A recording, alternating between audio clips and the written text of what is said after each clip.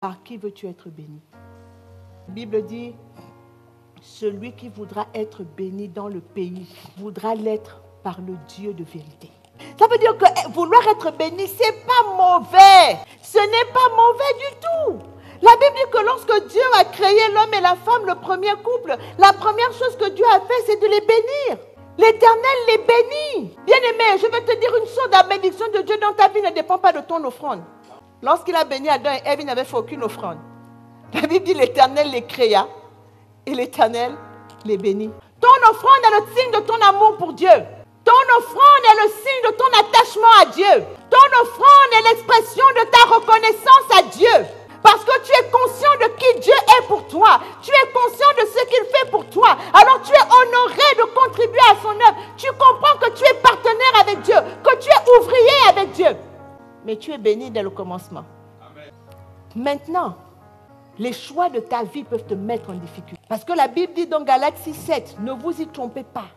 On ne se moque pas de Dieu. Ce qu'un homme aura semé, il le moissonnera.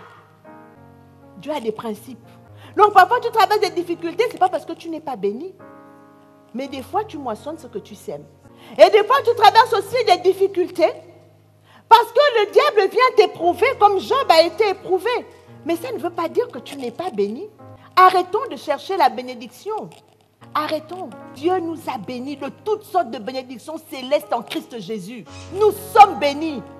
Si c'est la bénédiction de Dieu que tu recherches, tu devras marcher selon les voies de Dieu. Tu devras marcher selon les règles de Dieu. Tu devras bâtir avec les règles de Dieu. Tu devras bâtir avec la pensée de Dieu. Tu devras bâtir avec la révélation de Dieu. Tu devras bâtir avec la force que Dieu te donne. Tu devras bâtir avec les matériaux de Dieu pour avoir la bénédiction de Dieu. Il dit même, celui qui veut jurer dans le pays, il jurera par le Dieu de vérité. Parce qu'un homme ne vaut pas plus que sa parole. Et c'est pour ça que Dieu veille sur sa parole afin de l'exécuter. Nous croyons en Dieu là, parce qu'il accomplit sa parole. Nous n'avons que la parole. Mais comme nous savons que Dieu fait toujours ce qu'il dit, nous sommes en confiance. Amen. Et c'est le même niveau de crédibilité que Dieu veut que nous puissions travailler, que notre parole soit suffisamment crédible, que notre parole soit oui, oui ou non, non.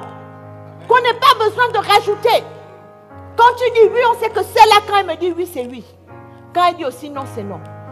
Et il dit, quand vous faites ça, qu'est-ce qui se passe? Les anciennes souffrances sont oubliées. Amen. Les anciennes souffrances sont oubliées. Parce que tu cherches la bénédiction du Dieu de vérité. Tu ne peux pas rechercher la bénédiction du Dieu de vérité en te tenant dans le mensonge. Tu ne peux pas rechercher la bénédiction du Dieu de vérité en te tenant dans l'animosité, en te tenant dans l'aigreur, en te tenant dans la calomnie, dans la diffamation, dans la méchanceté. Le Dieu de vérité ne te bénira pas. Tu es en train de semer pour la chair. Celui qui voudra être béni dans le pays voudra l'être par le Dieu de vérité. Et n'oublions pas Proverbe 10:22. C'est la bénédiction de l'Éternel qui enrichit. Amen. Et il ne la fait suivre d'aucun chagrin.